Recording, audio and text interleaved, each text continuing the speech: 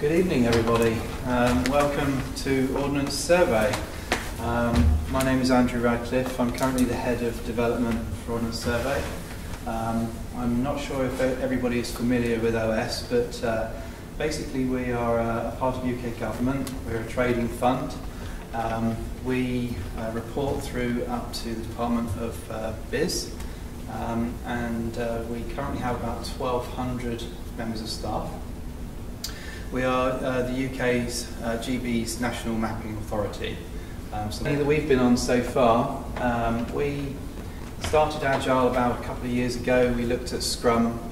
We've adopted Scrum as our method. All of our development teams here are currently using that. And where Ordnance Survey is today in terms of the Agile journey is we're looking to scale Agile now out of the IT department into the far reaches of the organisation. So how do we take that successful 2-year project and how do we then apply it into legal and procurement and marketing and those other areas? Brian, I would like to hand over to now for probably a more in-depth introduction, but from me and Ordnance Survey, welcome. I'm Brian Wynne, I'm Deputy Chair of the Governance SIG of the Association for Project Management. And a few months ago we decided that we were going to do something about Agile.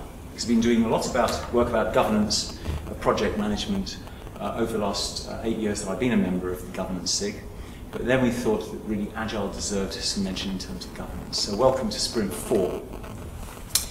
And this is the plan for the evening. I'm going to give a very brief status report, and then Fiona Hayes from Ryan Initiatives is going to talk about Holacracy.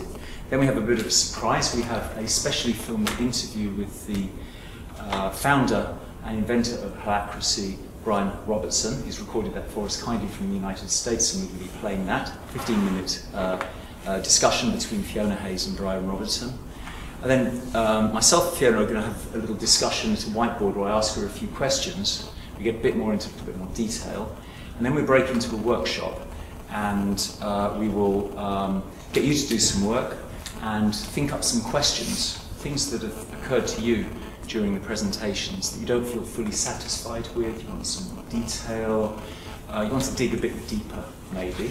And then in the last half hour of the meeting, as we run up towards closing at 8 o'clock, then each workshop group can ask Fiona some questions, and she'll try and field them as best she can in terms of how Holacracy, Scrum, Agile and project management might fit together. Okay, so I wanted to start with this little quote from Jeff Sutherland, which I quite like. And I think this is really where Holacracy has grown from, because the founder of Holacracy, who we're going to hear from later, Brian Robertson. This is Brian, and this is Tom. They're the two founders of Holacracy 1. And Brian actually ran an agile software company and recognised that Agile worked exceptionally well for software development, but he actually wanted his whole company to be Agile. And so started to work with how could he develop an operating system for the whole organisation that would also be Agile. And of course, all of the problems that everybody finds with waterfall projects, etc., also get in the way when you're starting to look at how does this work in different departments such as HR, in sales, in all the other aspects of running a whole company, including how does the board behave with that and what are their agile behaviours.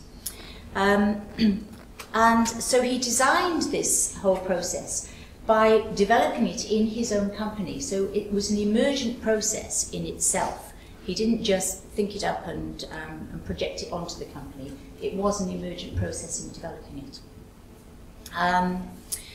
And one of the things that came out quite strongly was that people's behaviour was not controlled by the leader. In fact, what it enabled was a distributive authority throughout the organisation where decisions were made at an appropriate level. Last sprint that you had, Sharon Constantine looked at the board as the radar of the ship, which holds the vision and sets the strategic direction. And detail is what the management do. And in fact, that's exactly the same with Holacracy, because the board is actually still the radar on the ship. The way that Holacracy works is there are units which are complete in their own right, which they call circles, which are also part of the greater whole. So the board actually sits on the edge. The greater whole that it is part of is the world at large, the commercial world at large. So the board is constantly sensing what's going on in the commercial world and setting the strategic direction for the company.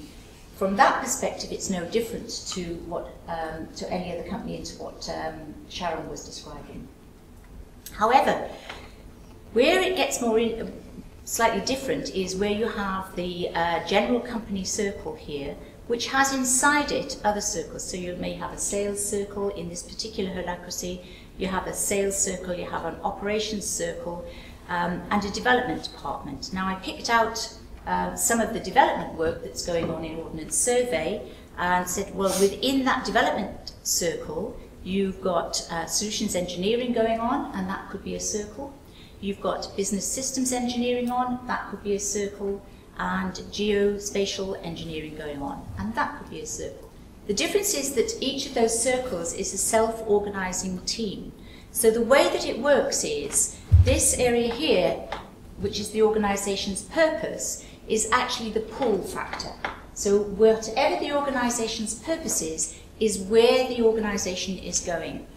And at the other side, you're getting stuff done. Now, for those of you that are used to Agile, that will be very, very familiar. The difference is that when you start to get the stuff done, and you start to get the feedback from reality, you start to sense the tensions that are going on. There's a tension is basically a difference between where am I now and where do I want to be? What's the gap? So it may be that actually, in order to get this next Scrum done, we need something that we haven't got, and that would be a tension. We've got to go and find that something that we haven't got. Or it may be the tension is there that we can see that there is a greater opportunity that we're not fulfilling, and that's a tension, and we need to actually to voice that tension and say, okay, how do we bring that in? And that's actually what Brian has been describing in building this this whole series. And those, from a tactical perspective, are processed via tactical meetings, which lead to clear work, to projects, to actions, and they get executed. And that, in turn, comes back into, we've got stuff done, and that will lead to, and what next? What's the next tension? Where Agile didn't work, as Brian Robertson was putting this together, didn't work for his larger organisation, was that it was very, very good at small, tight projects, very good at software development. But in terms of then running an organisation as a whole, it didn't allow for changing of the rules if you needed to change the rules. It didn't allow for those things. So he started to bring in some other types of structures as well. So he brought in processed governance meetings, which give a clear structure in terms of distributed authority. So the governance is about the structure, whereas the tactical is about the work, but they're processed in a similar way that distributes the authority down to the right level within the organisation via those circles. So, let's get on to see what Brian has to say about all of this. Let's keep fingers crossed that this is going to work. So Brian, it's lovely to see you again. Long time since we spoke. Thank you very much for agreeing to help with this Agile Governance Guide development meeting. As I explained to you, the guide is very much aimed at the executive team, and in this particular Scrum session, we are looking very much at the Scrum product owners and how Holacracy will help them, or how it will differ from what they normally do, what effect it will have on the product owners, basically? Instead of having one intelligence at the top trying to direct and command everything, you end up with everyone using their local intelligence. You're tapping more wisdom from more people, Yeah. right? You're allowing more people to use their judgment in their local environment because they know it best, right? And figure out what their needs are and what should flow to them from them. There's a signaling system with prices, but it's much more than just that. There's an emergent order, and we see that in our cities all the time. Yes, we have governments organizing some services, but the vast majority of what happens in a city is not from a top-down directed boss. It's actually in a state of anarchy. It has rules, but no rulers. And I think what Holacracy brings into an organization is a lot of that same power. You have rules, but no rulers. And what that allows is everyone to use their local intelligence within a framework of rules. Just like in our cities, I know not to go steal my neighbor's car to meet my goals. There's boundaries and there's rules to abide by. But within that, I'm free to look at my local environment and adapt and use my knowledge, my wisdom, my experience. And I know what's mine to control and what isn't. And that's the framework of rules. When you bring that within an organization, you get an emergent order that looks a lot more like it does in our cities. Can you also explain then the relationship between Agile and Holacracy? Because both, for instance, have self-organizing teams. So what is the difference about Holacracy? Yeah, so just for historical context, Holacracy was developed in its early days in an Agile software development firm. So it kind of grew out of Agile in its fundamental birthing. And actually it grew out of the search for, we did Agile in our software teams, but well, what do we do in the rest of the company? How do we broaden this and bring the same principles that we were experiencing from Agile to all aspects of our business, including to our Agile process itself? Because you look at something like Scrum, and it's a brilliant method, and every organization is a little bit different. And sometimes there's a need to adapt something to that context. What happens when you want your product owner to do something a little bit different because you happen to be in business X and have some special need? Or you want your developers to focus on something that Scrum doesn't provide because it's unique to your situation. So the irony of most implementations of Scrum or any Agile method is that they themselves are not very Agile, right? That there's no easy systemized way to change the way we do Agile software development. So there's kind of a meta layer there that isn't provided by an Agile method, and that's what Holacracy does. It's not telling you how to run your software team. That's not its job. It's rather telling you how to figure out how to run your software team and how to evolve that to adapt to your local context. In Scrum, the product owner, who normally would make all the business decisions in the Scrum team and is effectively the final arbiter of all of the requirements, how is Holacracy similar and dissimilar, and how does it affect the product owner as well? Holacracy doesn't tell you how to organize an Agile software team or any team. It just gives you the meta framework for you together to figure out how to do that and to let it evolve as your environment teaches you things. So, we have a software team in my company, and, we use at the beginning a pretty canned Agile approach, and now we've adapted it because we find in our context, there are certain decisions we don't want the product manager to make. It just doesn't make sense. It doesn't go with their role. We want the freedom to assign somebody else who's better at that to it. So we carve out some decisions and we put it into another role that can be assigned to anyone. There's some things that the product manager does decide, they stay with that role. There's no prescription for that. But what we have now is a system to actually adapt. So when we discover, like, for example, we don't want our product manager to prioritize the order in which bugs get implemented. We have a customer engagement role that's actually really close to our clients. And that role is actually a better fit. They're getting the feedback about what bugs are getting in the way. We want that role to prioritize bugs. Then we can adapt our process and allow that to happen. For us, that made sense. For another environment, that might be a terrible idea. Holacracy doesn't tell you, again, what to do. It just gives you the framework for allowing that evolution to happen, for trying different things, for learning from the results, and for adapting your structure. Large projects and also small Agile projects can both run under Holacracy very easily. Yeah, absolutely. It's the way I say it. Sometimes people ask me, can we adopt part of Holacracy? It's a big, thing to bite off. And the answer is no. You cannot adopt part of Holacracy, but you can adopt all of Holacracy and part of the company. And the way I say it, it's like, if you just adopted one little rule from Scrum and left the others behind, you don't get Scrum. Yeah. At best, you get a micro improvement, but at worst, you actually do harm because Scrum is a whole system that all kind of fits together. And that's the way a lot of large companies start. Our largest case over here in the US is a pretty famous company for us called Zappos, and they didn't start in 1,500 employees, which is their size. They started in a 100-person department, and they adopted all of Holacracy in that department for about 6 months and used that as a pilot to get ready for it, to understand it, to make sure it was right for them.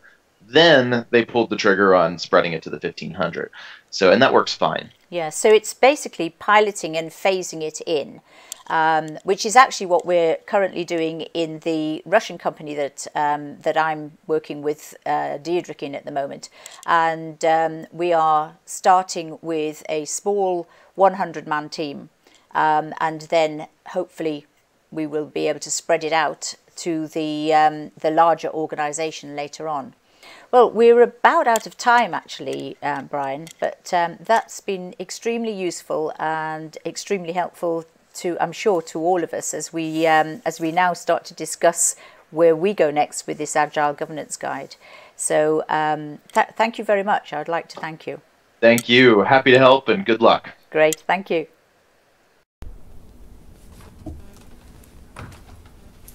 Okay, thank you. I think we're on to our next piece of the puzzle with a discussion between the two of us now. Indeed, and thank you very much, Fiona, for managing this. So thank you very much, Fiona. We've been split up into 4 groups, and we're going to ask Fiona a few questions. We want to get into the practical nitty-gritty at this stage, so I'm sure you've got some questions to ask. So we'll have Group A, B, C and D. I'll give you some numbers in a minute. So Group A is this idea of the lead link, that is somebody in an owning circle telling the other circle what to do, or at least coordinating it. And how does that relate to a product owner, maybe? So we're thinking about how does Holacracy work with Scrum. So Fiona and I will walk around a bit and answer any of your questions, just so we can get some good stuff coming up that we can ask her during the next session.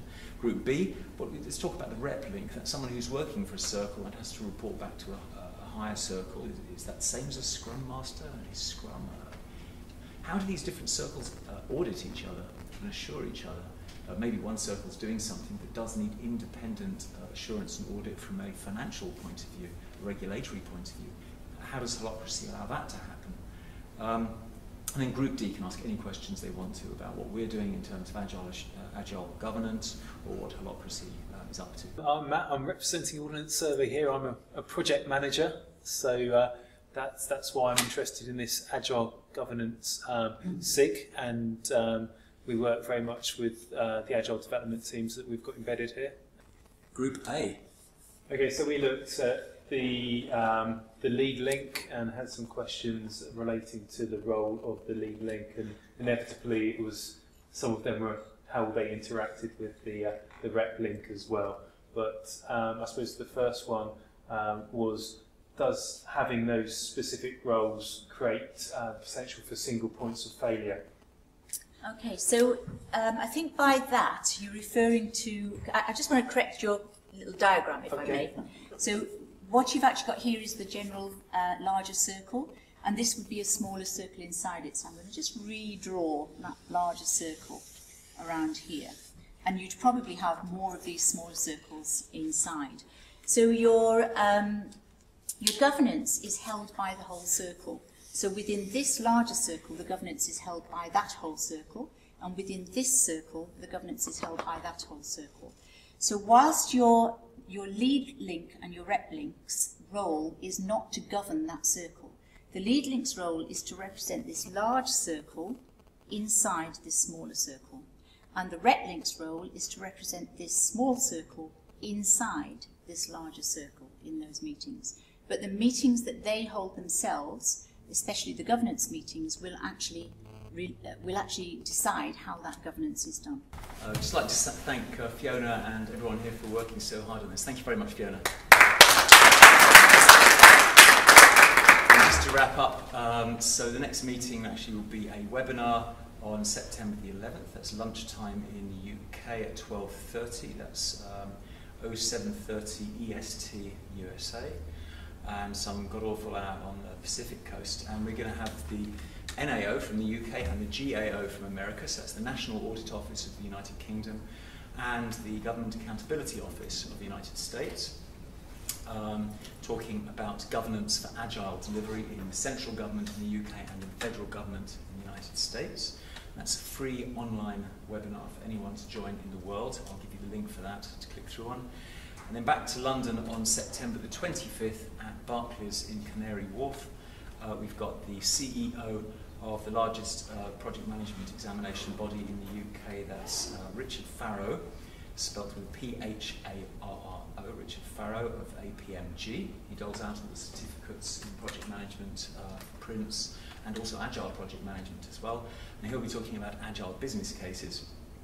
And we're lucky to have the chair of the DSDM consortium, Steve Messenger, joining us also at that meeting to talk about the new version of DSDM that's just been released. There's a new manual that's just been released, and it's being repositioned to work as a framework around other more detailed agile methods such as Scrum, for example. So it's definitely worth hearing what he has to say, and we'll be videoing those as well and making those available on the internet. And then we have a schedule of further sprints as we go on and develop the guide. And hopefully by the end of 2014, we'll have a guide being drafted, and we then go into a stage where we're editing the guide and then releasing it sometime next year. Of course, we're being agile, so we don't really want to commit to a definite release date until we're ready and it's ready to use. And we'll be releasing it in potentially shippable increments, if you like, to those people like yourselves who are on the mailing list. You'll be able to get drafts of it.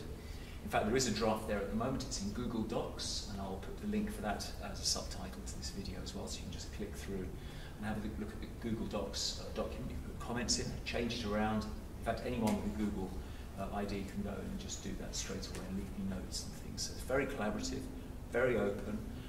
I was at the Wikipedia conference at the weekend. I was at Wikimania 2014. And I was lucky enough to be having a cup of coffee, and who came and had a cup of coffee right next to me but Jimmy Wales, who's the founder of Wikipedia. And we had a very brief chat, and I twisted his arm and said, it's got to be made easier to edit.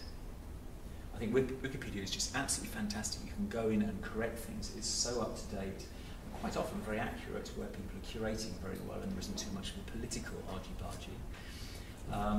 But he said that he's got 100 new developers that Wikipedia has just taken on, and they're working on new user-orientated tools for editing Wikipedia as easily as you edit Microsoft Word, except everyone is editing the document at the same time in the whole world.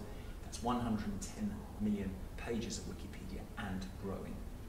So on that bombshell, I leave you for the night. Thank you very much.